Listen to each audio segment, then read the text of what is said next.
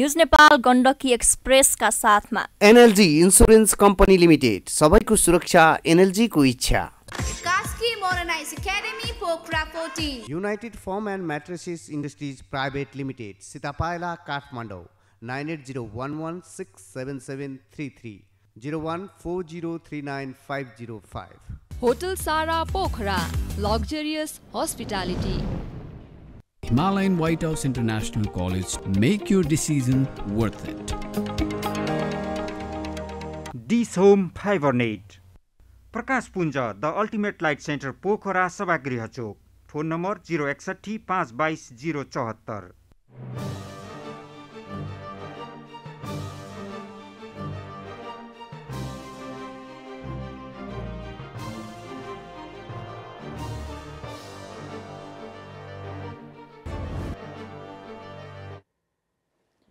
नमस्कार, म गायत्री कुँवर। राष्ट्रियताको पहरेदारी, जनाधिकारको पक्षमा खबरदारी। न्यूज नेपाल टेलिभिजनको प्रस्तुति गण्डकी एक्सप्रेसमा यहाँलाई स्वागत छ। पोखरा प्रसारण केन्द्रको प्रस्तुति गण्डकी एक्सप्रेस सुरु गरौं आजको समाचारका हेडलाइन्सबाट।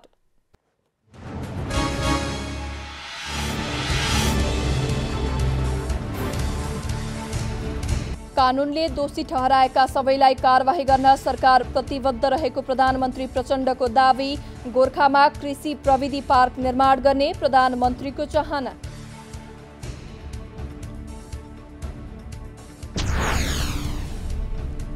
आर्थिक समृद्धिको ढोका खोल्न प्रदेश सरकार प्रयासरत रहेको मुख्यमन्त्री पाण्डेको भनाई। आम सञ्चार विधेयक संसदमा दर्ता गराएको उल्लेख।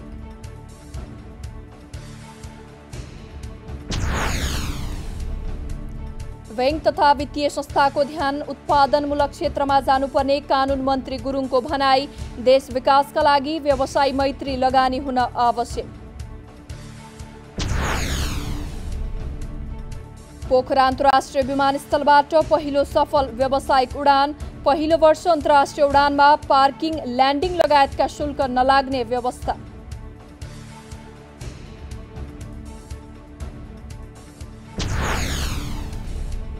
र म्याग्दीको बेनीमा अन्तर्माध्यमिक विद्यालय स्तरीय खुला महिला फुटबल प्रतियोगिता सुरु। 10 विद्यालयको सहभागिता।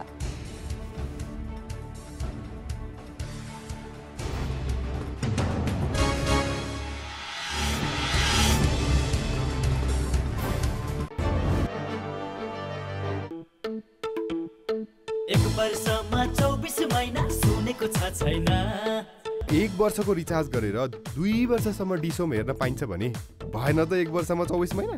अझ प्रत्येक साता सो साताभरिमा 1 वर्षको लागि रिचार्ज गर्नेहरू मध्येबाट एकजनालाई विकली लकी ड्र मार्फत नगद रु 1 लाख पुरस्कार दिइन्छ भनेर पनि सुनाइदिनुस् न। डिश होम, खुशीको connection. Back in the day, as a kid in school, I remember waking up to the solitary tune of a distant bagpipe. Across the span of my youth, little did I know that this connection would grow into one that would last a lifetime. Over the years, as I matured with the wisdom of experience, I realized that this wistful tune was not only woven deep into the spirit of the Highlands, from whence it sprung, but reached out to me and curiously connected my sense of being to our very own Highlands here at home. As the magical warmth of the Highlands is now recreated in the Himalayas, the patterned art comes alive and thrives with a tremendous sense of color and texture. Gorkha Tweed, the Himalayan answer to the Highland heritage.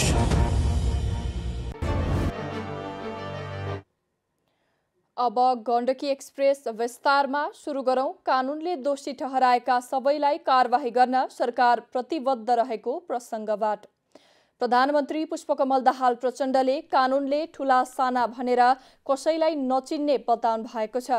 गोर्खाको सिरानचोकमा स्थानीय जनप्रतिनिधि तथा सिरानचोकवासीसँग भेटघाट गर्दै उहाँले कानुनले दोषी ठहराएका सबैलाई कारबाही गर्न सरकार प्रतिबद्ध रहेको स्पष्ट गर्नुभयो। वर्तमान सरकारले सुरु गरेको भ्रष्टाचार विरोधी अभियानमा आफूले आफ्ना मान्छे जोगाउँछ भनेर अनर्गल प्रचार गरिएको उहाँको आरोप छ। दोषी देखिए कसैलाई नछोड्न आफूले अनुसन्धानकर्तालाई निर्देशन दिएको समेत उहाँले बताउनु भएको छ। न्याय र समानताको आन्दोलनलाई कमजोर तुल्याउने काम भ्रष्टाचारले गरेको भन्दै उहाँले जबसम्म माथिदेखि तलसम्म भ्रष्टाचारको जालो तोडिँदैन तबसम्म देशमा सुशासन स्थापित नहुने बताउनु भएको छ। देशमा ललिता निवास मात्र नभएर धेरै सरकारी जग्गा व्यक्तिका नाममा दर्ता भएको हुन सक्ने उहाँले आशंका व्यक्त गर्नुभयो। भुटानी शरणार्थी ललिता निवास, सुन तस्करी प्रकरण, मिटर ब्याज पीडित र लघुवित्त तथा सहकारी पीडित लगायतका विभिन्न विषयमा सरकारले महत्त्व दिएर काम गरेको उहाँले बताउनु भएको छ। प्रधानमन्त्री प्रचण्डले गोर्खामा कृषि प्रविधि पार्क निर्माण गर्ने आफ्नो चाहना रहेको बताउनुभयो। उहाँले चीन सरकारले नेपालमा कृषि प्रविधि पार्क निर्माण गर्ने प्रस्ताव गरेको भन्दै उक्त पार्क गोर्खामा निर्माण गर्ने सोच बनाएको जानकारी दिनुभएको छ।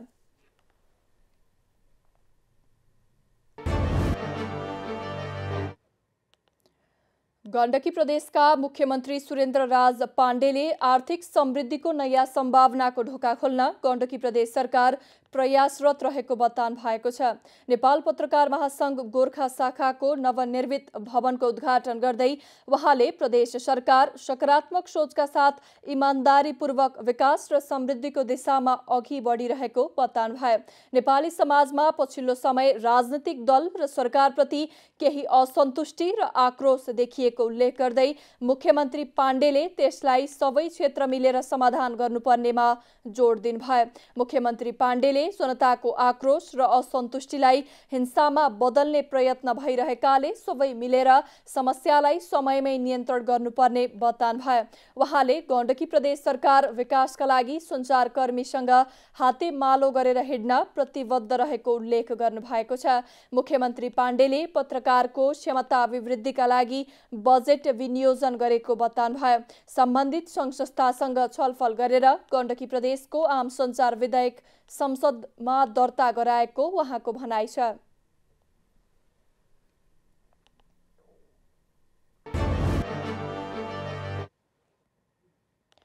कानून, न्याय तथा संसदीय मामिला मन्त्री धनराज गुरुङले बैंक तथा वित्तीय संस्थाले उत्पादनमूलक क्षेत्रलाई प्राथमिकतामा राखेर काम गर्नुपर्ने बताउनु भएको छ। राष्ट्रिय वाणिज्य बैंकको शाखा कार्यालय वालिङको शुभारम्भ गर्दै मन्त्री गुरुङले उत्पादनको वृद्धि भएमा मात्रै देशको विकास सम्भव रहेको भन्दै व्यवसाय मैत्री प्रकृतिको लगानी हुन जरुरी रहेको बताउनु भएको हो। मन्त्री गुरुङले सबै राजनीतिक दल, व्यवसायी, नागरिक सबैको सहकार्यमा देश समृद्ध हुन सक्ने भन्दै सबैले देशप्रतिको कर्तव्य पूरा गर्नुपर्नेमा जोड दिनुभयो। कांग्रेस उपसभापति समेत रहनुभएका गुरुङले सरकारको आर्थिक क्रियाकलापलाई अगाडि बढाउन वाणिज्य बैंकले सहयोग गरिरहेको बताउनुभयो। कार्यक्रममा गण्डकी प्रदेश सभा सदस्य भोजराज अर्यालले व्यवसायीको मर्म बुझेर बैंकले काम गर्नुपर्नेमा जोड दिनुभयो। राष्ट्रिय वाणिज्य बैंकका प्रमुख कार्यकारी अधिकृत किरण कुमार श्रेष्ठले बैंक उत्पादनमा जोड दिँदै आएको जानकारी गराउनुभयो। देशभर 282 शाखा रहेको बैंकले नागरिकलाई राहत हुने तथा व्यवसायीलाई सहयोग पुग्ने गरी कार्यक्रम सञ्चालन गरिरहेको स्पष्ट पार्नुभयो। वालिङ 8 को मुख्य बजारमा बैंकको शाखा सञ्चालनमा आएको हो। यसअघि वाणिज्य बैंकले सदरमुकाम पुतली बजार र गल्याङमा भने सेवा विस्तार गरिसकेको छ।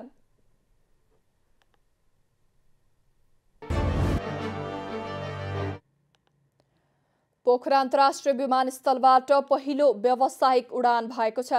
ड्रुक एयरको जहाज भुटानको पारो अन्तर्राष्ट्रिय विमानस्थलबाट पोखरा आएको थियो। 3 यात्रु लिएर आएको 150 यात्रु क्षमताको उक्त जहाजले पोखराबाट 42 पर्यटक लिएर भुटान फर्किएको छ। ड्रुक भुटानको राष्ट्रिय ध्वजावाहक विमान कम्पनी हो। पारो अन्तर्राष्ट्रिय विमानस्थलबाट यसले 10 अन्तर्राष्ट्रिय गन्तव्य र 3 आन्तरिक विमानस्थलमा उडान भर्दै आएको छ। यसले काठमाडौँमा पनि उडान गर्ने गरेको छ। पोखरा अन्तर्राष्ट्रिय विमानस्थलबाट पहिलोचोटि यात्रु विदेशका लागि उडेका छन्। विमानस्थलकी प्रवक्ता जशोदा सुवेदीले विमानस्थलबाट भएको उडानले पहिलो पटक आमदानी गरेकाले यसलाई पहिलो व्यावसायिक उडान मानिएको बताउनुहुन्छ। पहिलो वर्ष अन्तर्राष्ट्रिय उडानमा पार्किङ, ल्यान्डिङ लगायतका शुल्क नलाग्ने व्यवस्था गरिएको छ। पोखरा महानगरका प्रमुख धनराज आचार्यले नियमित उडान अघि चार्टर उडान नै हुने जनाउँदै यसले सकारात्मक सन्देश प्रवाह भएको उल्लेख गर्नुभएको छ। यसअघि चीनको छेन्दुबाट सिचुवान एयरलाइन्सको जहाज आएको थियो।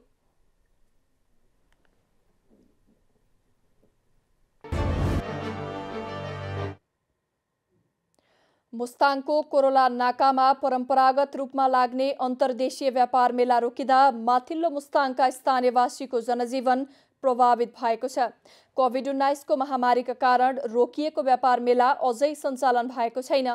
4 वर्षदेखि व्यापार मेलाको आयोजना नगरिँदा मुस्ताङका 2 गाउँपालिका स्थानीयहरूको जनजीवन प्रभावित बनेको छ। नेपाल र चीनको सीमा क्षेत्र कोरोला विगतमा हरेक वर्षको 2 पटक व्यापार मेलाको आयोजना हुने गरेको थियो। व्यापार मेलाका पुनः सञ्चालनका लागि स्थानीय स्तरबाट भएका प्रयासहरू सफल भएका छैनन्। यहाँ हरेक वर्ष असार र भदौमा गरी 2 पटक एक सातादेखि 10 दिनसम्म व्यापार मेला आयोजना हुन्थ्यो। व्यापार मेलामा दुवैतर्फका स्थानीयहरू सामान किनमेलका लागि पुग्थे। व्यापार मेलामा चीनमा उत्पादित लत्ता कपडा, चाउचाउ, साबुन, च्याङ्रा, भेडा, चौरी, फर्निचर, इलेक्ट्रोनिक सामान र निर्माणका सामग्री, विभिन्न किसिमका कस्मेटिक सामान साथै यार्सागुम्बाको व्यापार हुने गरेको थियो। मेलाले दुवै देशका नागरिकको सम्बन्धलाई जोड्नुका साथै सामानको आयात निर्यात र व्यावसायिक सम्बन्धको विकास गराएको थियो। कोरोनाका कारण रोकिएको मेला चिनिया पक्षले पुनः आयोजना गर्न चासो नदिँदा लोमान्थाङवासीहरू प्रत्यक्ष रूपमा प्रभावित बनेका छन्।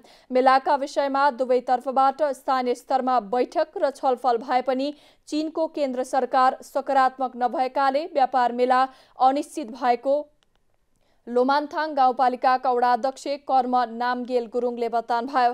4 वर्षदेखि व्यापार मेलाको आयोजना नहुँदा दुवैतर्फका स्थानीय व्यापारीलाई समस्या भएको वडाध्यक्ष गुरुङको भनाइ छ। नेपाल सरकारले चीनको केन्द्र सरकारसँग मेला सञ्चालनका विषयमा उच्च स्तरीय छलफल गरेर चिनिया पक्षलाई सुरक्षाका विषयमा विश्वास दिलाउन सकेमा मात्र व्यापार मेला सम्भव हुने उहाँले बताउनुभयो।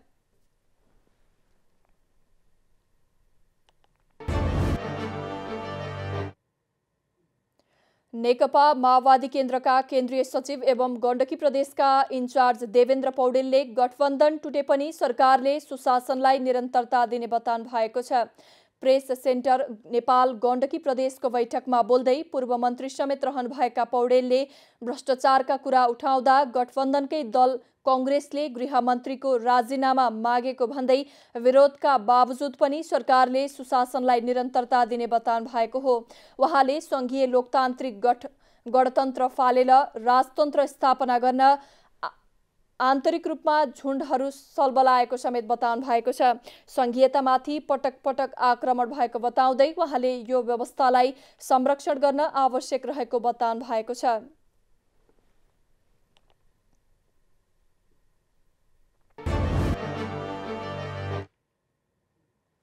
हिमालपारीको जिल्ला मनाङमा वर्षा ऋतुको अन्त्यसँगै पर्यटक भित्रिन थालेका छन्।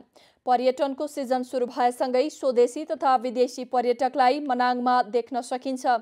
यो वर्षको सिजन सुरु भएसँगै मनाङमा हालसम्म 149 बाह्य पर्यटकको आगमन भएको अन्नपूर्ण संरक्षण क्षेत्र आयोजना कार्यालय एक्यापको तथ्याङ्कले देखाएको छ। सन् 2023 को जनवरीदेखि हालसम्म 10,400 बाह्य पर्यटक भित्रिएको एक्याप मनाङका प्रमुख ढकबहादुर भुजेलले जानकारी दिनुभयो। आन्तरिक तथा बाह्य पर्यटक आउने सिजन सुरु भएसँगै एक्यापको समन्वयमा जिल्ला सुरक्षा समितिले मुख्य पर्यटकीय क्षेत्रको अनुगमन गरेको छ। अनुगमन टोलीले पर्यटकीय सुरक्षा, खाद्यान्न, बाटो तथा सञ्चार सेवाको विषयमा अनुगमन गरेको थियो।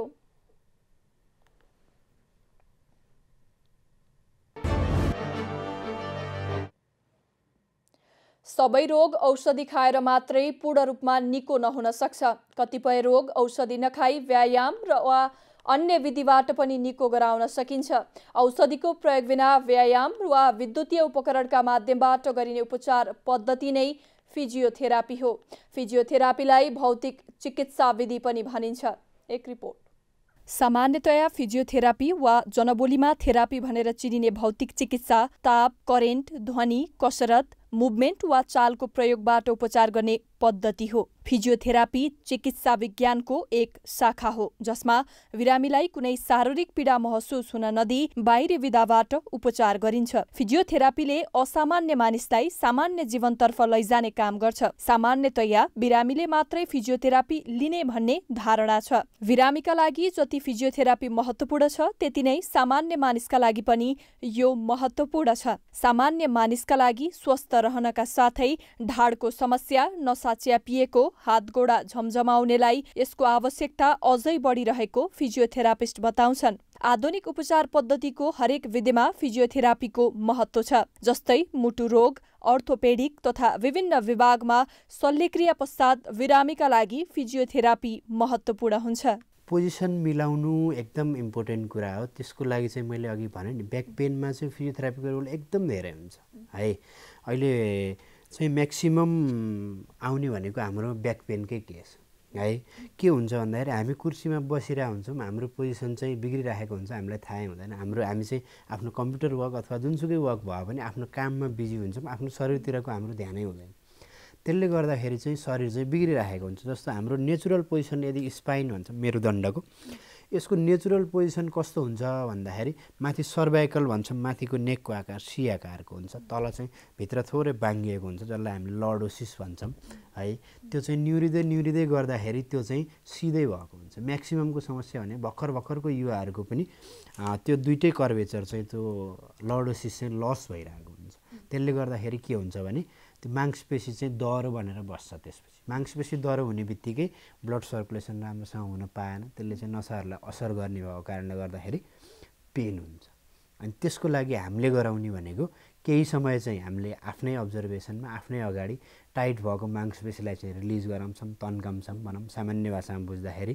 त्यसलाई चाहिँ स्ट्रेचिङ एक्सर्साइज भन्छौँ। अनि विक मांसपेशीलाई चाहिँ त्यसलाई चाहिँ बलियो बनाउने एक्सर्साइजहरू सिकाउँछौँ। एकदम सिभियर पेन छ भने, कुनै केसमा त्यस्तो आवश्यक पर्यो भने, यदि जोइनहरू चाहिँ एकदमै स्टिफ छ हैन, स्पाइनको जोइनहरू स्टिफ छ, त्यस्तो उस छ भने मोडालिटिजको प्रयोग गर्छौँ।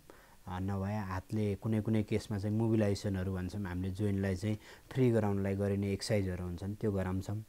अनि आवश्यक पर्यो भने मोडालिटिजहरू पनि प्रयोग गर्छौँ। हामीसित मोडालिटिजहरूमा तातोबाट हुने, चिसोबाट हुने अनि इलेक्ट्रोथेरापीबाट हुने ट्रिटमेन्टहरू पनि हुन्छ। सामान्यतया फिजियोथेरापी भन्नाले हाड जोड्ने वा नसा सम्बन्धी दीर्घ रोगको उपचार भन्ने बुझाइ छ। फिजियोथेरापीलाई वैकल्पिक उपचार र शल्यक्रियाको विकल्प भन्ने पनि पाइन्छ। अन्य पद्धति जस्तै प्राकृतिक चिकित्सा, अकुपङ्क्चर, योगलाई एउटै भन्ने आम जनताको बुझाइ छ, तर फिजियोथेरापी भने पुनर्स्थापनाको एक अङ्ग हो।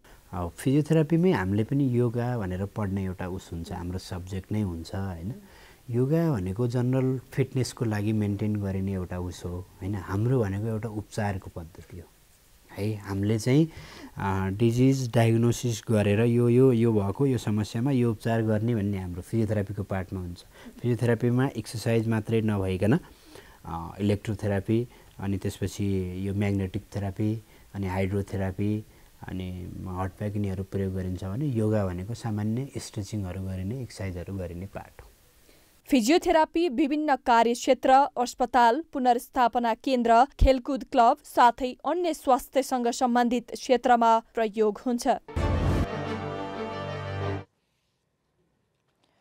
आइतबार नेपाली बजारमा सुन चाँदीको मूल्य बढेको छ।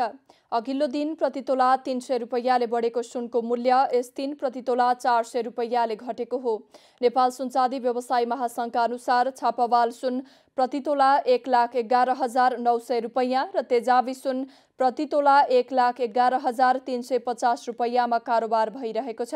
शुक्रबार छापावाल सुन प्रतितोला 1,12,300 रुपैयाँ र तेजाबी सुन प्रतितोला 1,11,750 रुपैयाँमा कारोबार भएको थियो। त्यसैगरी आइतबार चाँदीको मूल्य पनि घटेको छ।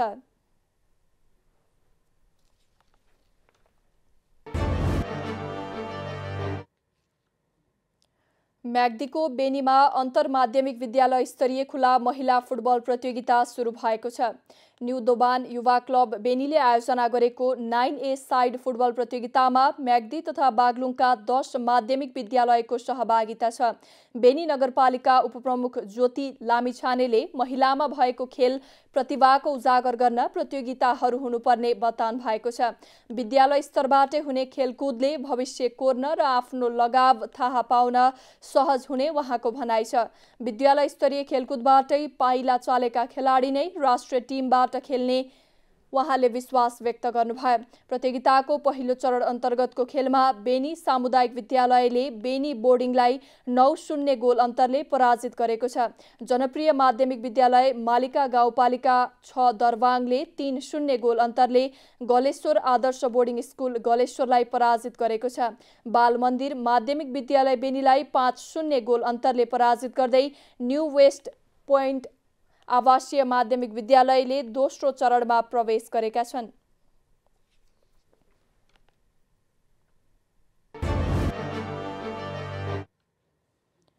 अब मौसम समाचार। गण्डकी प्रदेशमा सामान्यतया बदली रही बाँकी प्रदेशमा आंशिकदेखि सामान्य बदली रहने जल तथा मौसम पूर्वानुमान महाशाखाले जनाएको छ। आज राति देशभर आंशिकदेखि सामान्य बदली रहनेछ। लुम्बिनी, गण्डकी र सुदूरपश्चिम प्रदेशका केही स्थानहरूमा तथा बाँकी प्रदेशका थोरै स्थानमा मेघगर्जन, चट्याङसहित हल्कादेखि मध्यम वर्षाको सम्भावना रहेको छ। साथै लुम्बिनी र सुदूरपश्चिम प्रदेशका 1-2 स्थानमा भारी वर्षाको समेत सम्भावना रहेको मौसम विभागले जनाएको छ।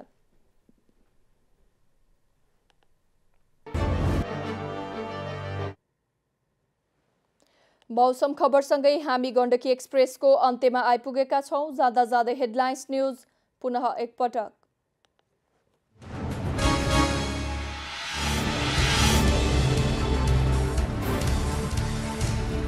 कानूनले दोषी ठहराएका सबैलाई कारवाही गर्न सरकार प्रतिबद्ध रहेको प्रधानमन्त्री प्रचण्डको दावी।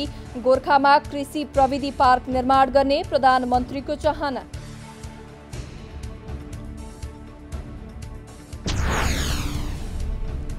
आर्थिक समृद्धिको ढोका खोल्न प्रदेश सरकार प्रयासरत रहेको मुख्यमन्त्री पाण्डेको भनाई। आम सञ्चार विधेयक संसदमा दर्ता गराएको उल्लेख।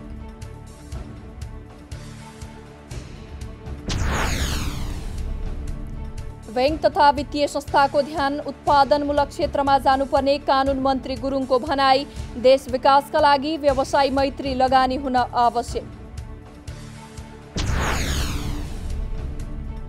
पोखरा अन्तर्राष्ट्रिय विमानस्थलबाट पहिलो सफल व्यावसायिक उडान। पहिलो वर्ष अन्तर्राष्ट्रिय उडानमा पार्किङ, ल्यान्डिङ लगायतका शुल्क नलाग्ने व्यवस्था।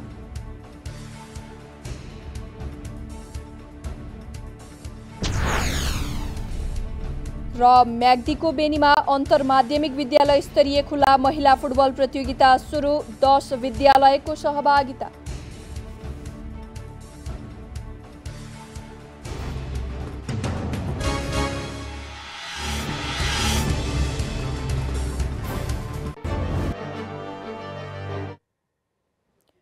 दर्शकवृन्द, न्यूज नेपाल टेलिभिजनमा गण्डकी प्रदेशको प्रस्तुति गण्डकी एक्सप्रेस आजलाई यति नै।